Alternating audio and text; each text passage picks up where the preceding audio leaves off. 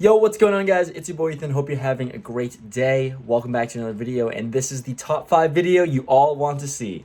Top 5 punts, top 5 losing hands, and this is going to be a very interesting and fun one. So hopefully you guys enjoy this one. Had a lot of fun putting this together, just reminiscing of the good old times of punting all our money away. But I want to say we do have a few of these left. We made a little nice card protector drop. Folding is boring.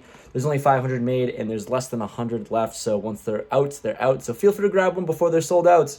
I also must say it does help make some money back after the very painful video that you're about to see.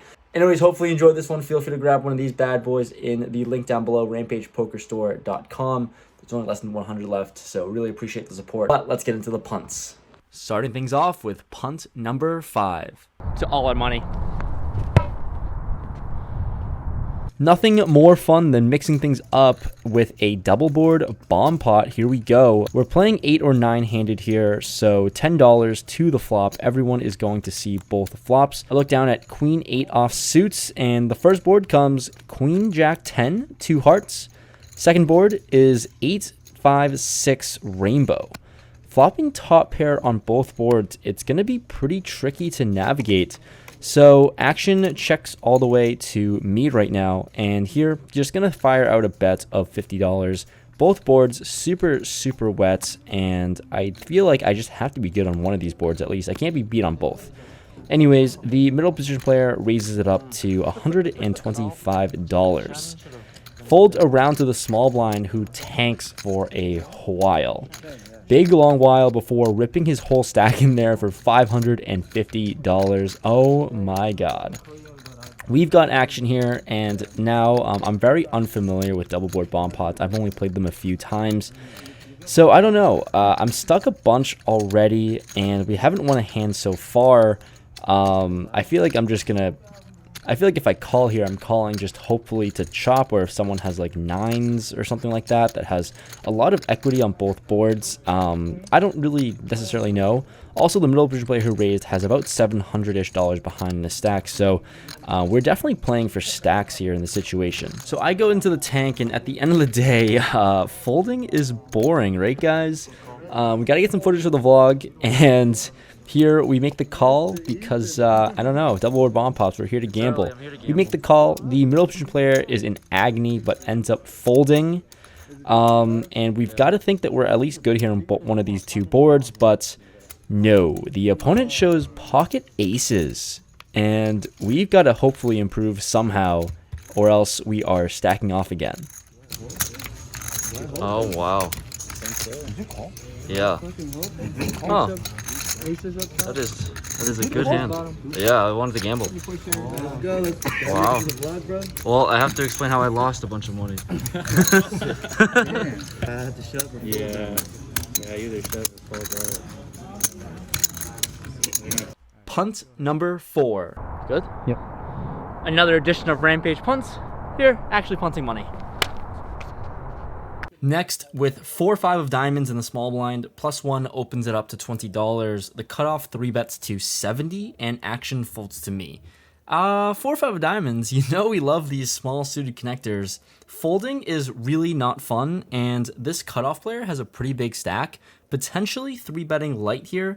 I'm not entirely sure, as we're pretty new to the table, but let's just put in the 4-bet. Let's put them to the test here real quick. We put in the 4-bet to $200 with 5 high. Action folds back to the 3-better. The cutoff player, who has a massive stack, covers everyone at the table. He decides on a call. Let's go to a flop. Flop comes king 10 7 2 diamonds. That is good enough for us. In a 4-bet pot, we have all of the ace kings in the world. If he does have ace king himself, then we have outs at least. Anyways, we started with 1k deep. Let's go and put in a c-bet here to $165. He thinks for a little bit before putting in the call for $165. Off to a turn. The turn comes the 10 of hearts. Board pairing is really not good for us. Not ideal, but I think we're sitting with 5 high on the turn. We can't win with that for sure. So let's apply pressure to all pocket jacks, pocket queens, and maybe sometimes like king, queen suited. Those hands are going to put into a lot of pressure, so we rip it all in for $635-ish total. About a pot size bet here, and he tanks for a long, long while. Tanks for a while, ultimately puts in the call. Let's go to a river. The river is the deuce of hearts, total brick. We announce our 5 high in a 4-bet pot. He shows pocket queens. We are stacking off here early on in the session. Punt number 3. We hop into the 2-5 game, buying for the max of $1,000, and the first hand we pick up, pocket 7s, and we are opening up the action to $15. Folds back to the small blind, who will 3-bet us to 65. Folds back to us, and here we have a decision to make here. Obviously, folding seems out of the question since we're playing 6-handed, facing a much larger 3-bet. This larger sizing seems a little fishy. Seems like he's representing a lot of ace-king, ace-queen hands, so I think about potentially ripping in the 4-bet here early on in the session, but with pocket 7s, we're not going to get crazy just yet. I decide to call, and we're going to a flop in position. The flop comes queen 3-4, 2 hearts out there. He down bets to $45. Here with a flush draw on the board and 1 card over our pair, I decide to just make the call here.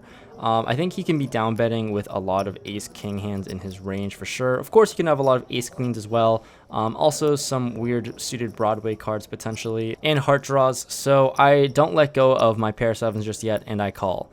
We're going to a turn which comes a 4. Once again, he bets $175 sizing up here. There's a lot of holdings that can be sizing up to maximize fold equity, which is something that I would be doing for sure. So I think this is the decision point of the hand where I probably can just get away easily. But a little curious right now, and I'm not believing him just yet. I decide to call as well, the 175, and we're going to a river. The river is a 9 of diamonds. He's first to act and elects to rip it all in for $700. What the hell is happening here? River jams are not usually bluffs here, and this is the first hand that we're in here. So am I really going to get super curious and make a ridiculous hero call with pocket 7s? It seems like a 50-50 spot in my head right now at this point, so I debate it. And I think he can just be doing this with a lot of missed heart draws. Certainly can have aces and kings in his range for sure. And sometimes can be doing this with ace queen, I guess, for value. But those are the really only hands that would make such a huge jam here. So I'm curious.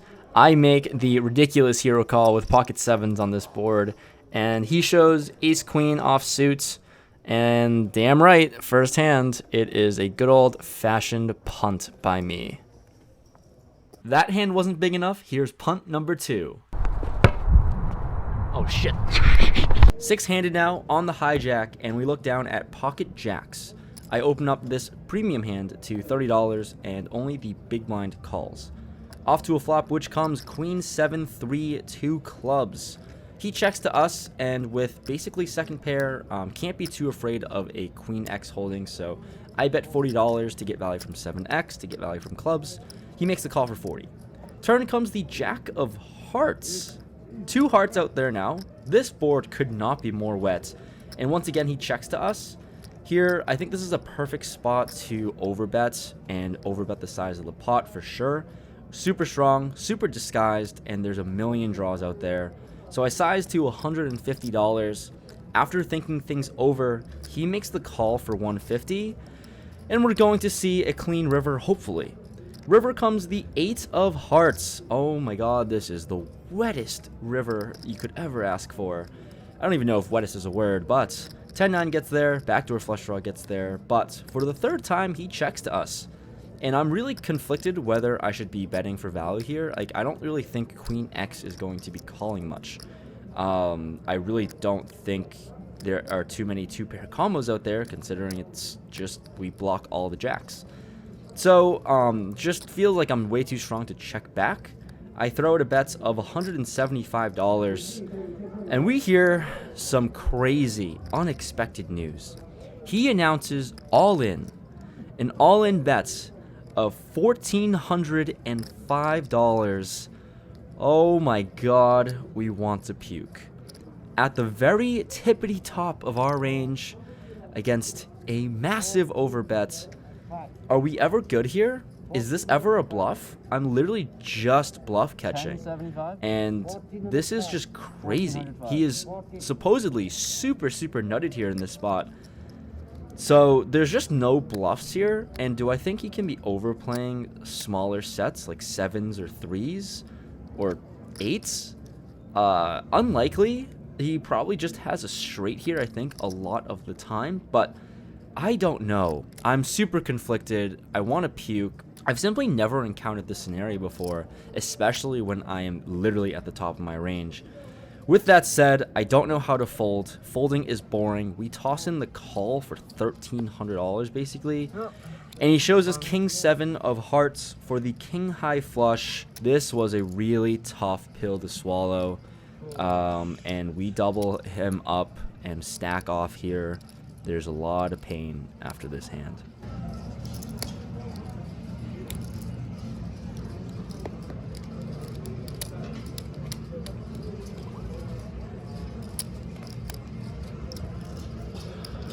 Topping things off, the almighty punt, number 1.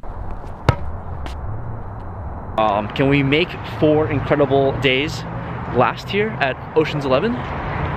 We'll find out. Wish us luck. So it turns out the 5-10-20 game is running, and we are hopping right into it. First hand in, we're playing 3,000 deep. And the first hand, we actually play a bomb pot. It's a $50 bomb pot where we play every 30 minutes, so we pay the time. So let's go into it. We look down at King 6 of spades, and the flop is Jack 8, 7, 2 spades. Playing 8-handed with 400 in the middle. The big blind throws out a bet and leads out for $150. The player to my right makes the call, and I'm in early position with the King High flush draw. Welcome to the table. I guess we're going to get involved early on. We decide to put in the raise to $600, hoping to God that no one has anything behind us. An action folds around to the player on the big blind who bet 150. He folds, and now the player to my right tanks for a long time before making the call for 450 extra. He's got a little over a pot size bet left. We're probably going to have to rip it in on most turns. Let's see a good one. The turn comes the 3 of clubs, brings in a backdoor flush draw. There's so many draws out there, and when he checks to us, and with about $1,900 in his stack, let's just try to maximize fold equity here. I think I can get a lot of one pair Jack X holdings to fold just because I have just every other strong hand in my range. So let's rep it. We rip it all in there with all of the 2 pair combos, and he tanks once again for a long, long time. Ultimately, puts in a chip for a call. Not good news for us because he shows us Queen 3 of spades. We are very, very live, especially with the spades. Let's run it twice and hope to, I guess, chop it up or maybe take this down. Wait, tournament style, let's flip them up. 2 times, 2 turns. Tournament style, let's go, flip them up. Burn and turn, burn and turn. King 3 spades. King 6 of spades. Oh my God. Scoop. Wow. Oh my God. Both runouts, both rivers, not good for us. We don't improve, and welcome to the 10-20 game. We pretty much get stacked first hand in. Hopefully you enjoyed that one. That was quite the painful video to put together, but yeah, the good old times of donking off money and donking off a lot of it, especially those last 2 hands. But hopefully you enjoyed this video. Like I said, we got these bad boys up for sale for a limited time as supply lasts. So if you want to grab one, it's always much appreciated. The support has been absolutely incredible. So if you want to see more of these, let me know in the comments below what kind of other ideas you guys have. Maybe hero calls, hero folds. I don't think I have any folds to make a video of, but yeah, this is a pretty cool series, and hopefully we'll post this every other Sunday or something. So let me know any other ideas you have in the comments below. See you in the video Monday.